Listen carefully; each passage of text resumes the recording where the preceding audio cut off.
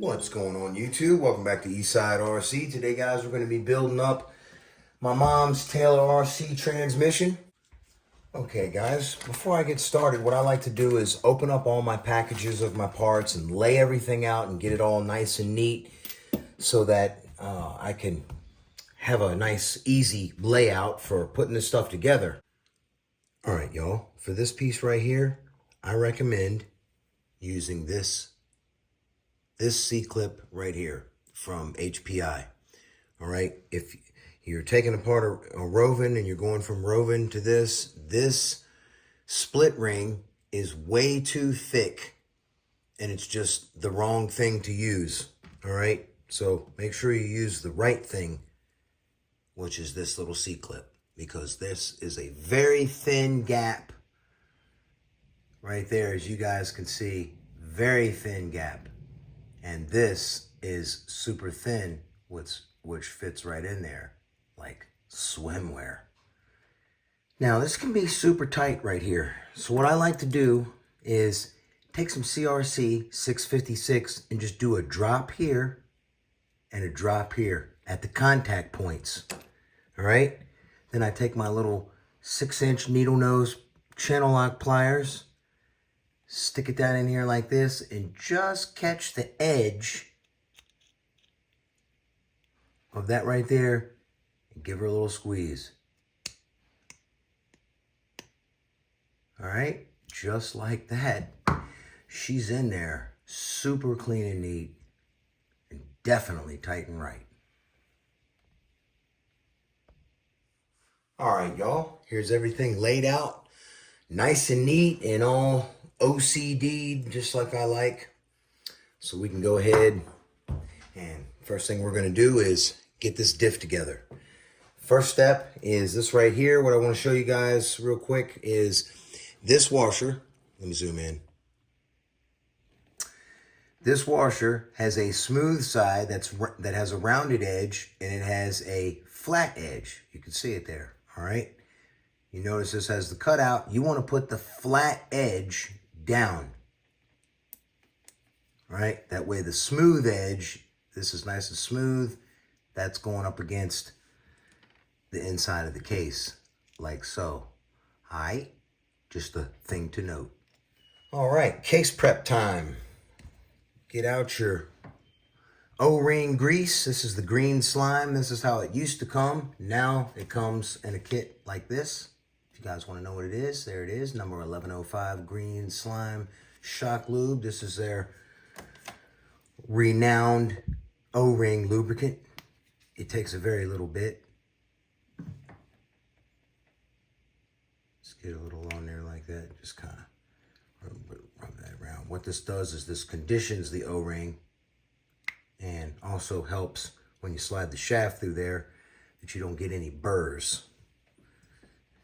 Plant it on down in there.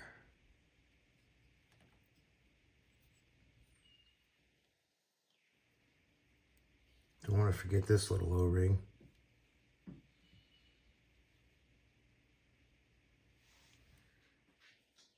Now for this part, we are going to use a bearing on the outside because we're not using a big bore engine. If you're using a big bore engine, I recommend doing a oil impregnated bushing on the inside and the outside for added stability like the IRC recommends. But since we're not using a big bore engine, just a stock Zen Sanoa. Tyson, what on earth are you whimpering about over there, buddy? You want a treat or something, man? Huh? I think this guy needs a treat. So on the inside, we'll use the bushing, right? Now we can get the shaft through there, but I need to take care of my dog and see what the heck he wants. Again, I like a little grease on here. You can use diff oil, but I prefer the grease. I just put a little dab like that and smear it around. Now, for this part, before you put the shaft in there, don't forget the bearing. And now you'll see these bearings that I've chose to sell fit ultra tight. So you gotta lay the thing back down on the wood, tap her on there.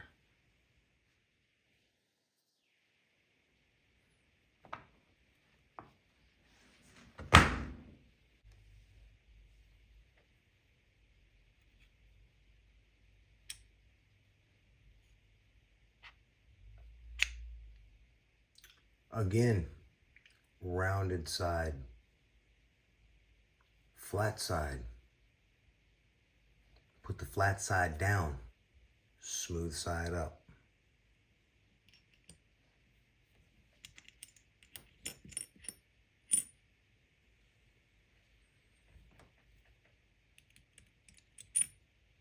Why do I do that? Well, the inside here is flat. So it just makes more sense to do it that way. And you can also see why I do it over here as well on these pieces. Let me show you. See, if you flip this around like this, see how you see a gap? I don't like that gap. It just makes more sense to have it like this. And you can also see a little indentation in the metal right here. This side is nice and flat.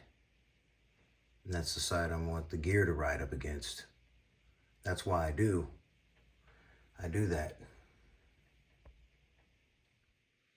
Diff pin time. Align it up. Drop it in.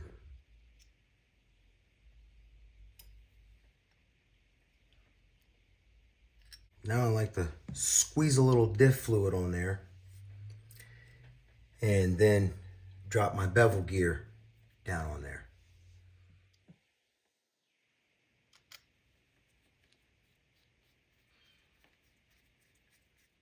All right, as I said before, put some diff oil in there. Give her a little spin to disperse the oil. All right, this diff cup without the threads. I changed my mind on the diff fluid. We're gonna use 10,000 weight. I like to squeeze a little bit down on here. And we'll go ahead and drop our bevel gear on there.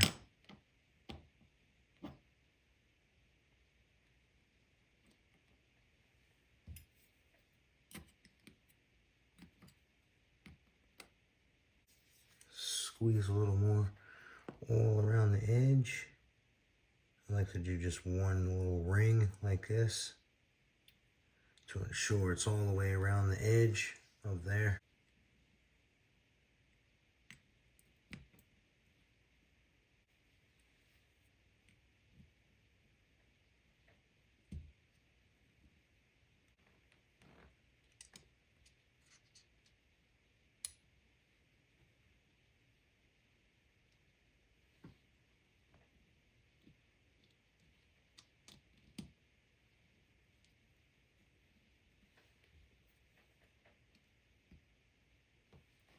Now once you got that all in there like this, go ahead and fill the diff up to the cross pins.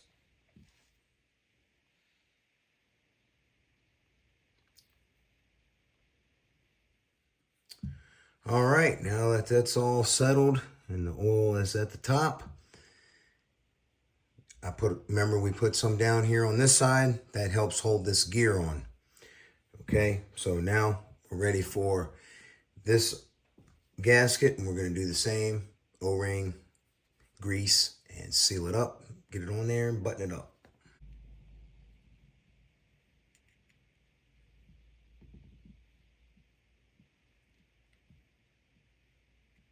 All right, line up your two drain plugs and put your diff together. Bam, son. See how smooth that was? Flipper. Old flipper. The old gear wants to be stubborn.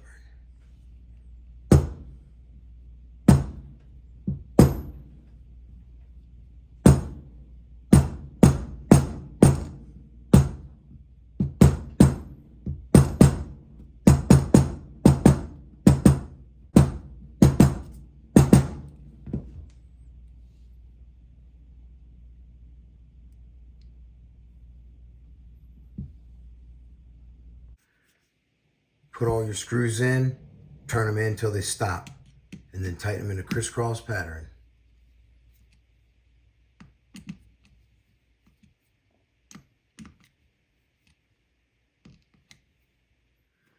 Well, the 10,000 is a little stiff, actually, but it'll wear in. I'll put Mom a nice strong steering servo in there. Now let's get this trans together. In the bearing kit comes 3 nice lay shaft bearings, and these fit the case very nice, and as request, this is a push fit in the Taylor transmission. And it's a very nice, solid push fit. It doesn't fall out real easy. For this piece right here on the transmission, I like to use some Permatex Ultra Black right around the very lip, and then press it up in here and then wipe away the excess sealant on both the inside and outside. And that will hold that in there and keep it from chattering. All right, guys, one thing I want to note here with this trans is all the Baja transmissions. Notice your lay shaft, all right? Here's your diff, okay? It's in the car just like this. Your gear is rotating this way, okay? Which in turn is turning your diff that way as well, okay? So what you want to do is not have your screws like this. You want to have them in there like this. Why is that? Well, that's because of inertia. The snatching force of the gears going this way, if the screw heads were on this side, tends to naturally loosen the inertia, okay? Because it's righty-tighty, lefty-loosey. So this way, you're snatching here, and what is it doing? It's jerking like this, so in turn, that's turning your screws this way, naturally keeping them tight. So that's how you want to do it. And as far as greasing with the TMR grease, that's really simple as well. You don't use much grease at all. Just simply put a little line on here like this.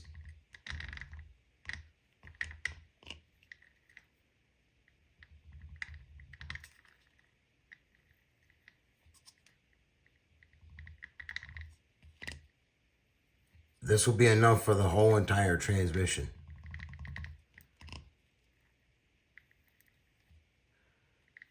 That's it. That's all you need of this grease, because it's awesome and it will spread all through there.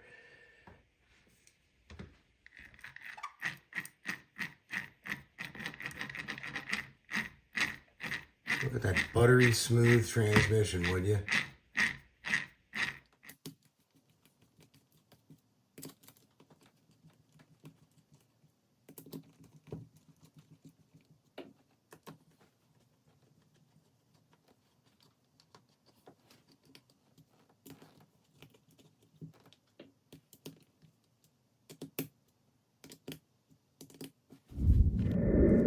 Well, there's the finished product, guys.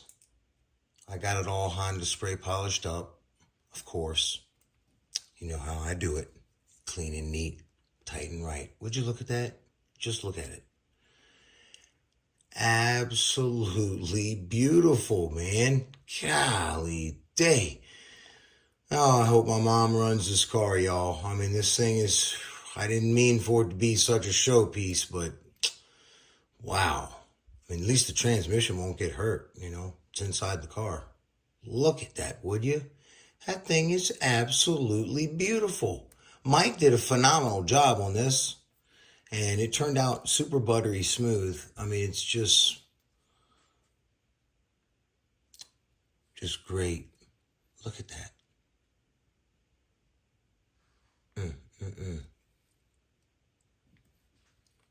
Look.